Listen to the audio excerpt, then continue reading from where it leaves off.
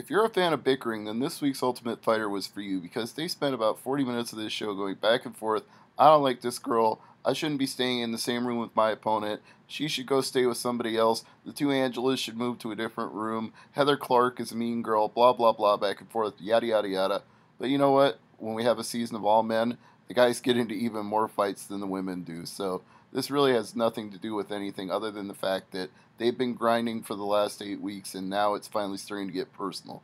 And it's only going to get more personal because almost all of these girls that move on to the next round are on the same team.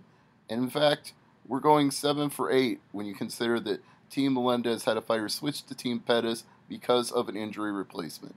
And Torres does advance in her second attempt. She gets to go on to the quarterfinal round by getting a unanimous decision over Bec Rawlings. Or at least it appears to be unanimous. Herb Dean didn't say otherwise. He just said, moving on, the winner by decision. The first round I thought was close because Bec Rawlings was really giving it to her. You know what? Maybe one judge would have thought so, but we never did hear the scores. We never do unless it's going to an overtime and they need to break the tie.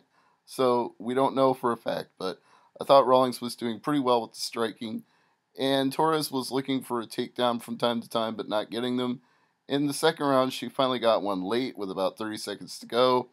And I don't know if that made the difference in that round, but she still won the fight overall. I guess they judged her to be the better striker, but Rawlings was very aggressive. She was pushing forward most of the time. So, if anything, it was just Torres landing the better counter shots. So, here are the seedings for the next round, which I'm sure you're all dying to know, since it's all Pettis fighters except for one. We've got number 6 against number 14. It's Felice Herrig versus Randa Marcos. We've got number 4 against number 5. It's Jessica Penny versus Alshing Daly. We've got number 1 versus number 3. It's Carla Esparza versus Tecia Torres. We've got number 2 against number 7. It's JoJo Calderwood versus Rose Namajunas.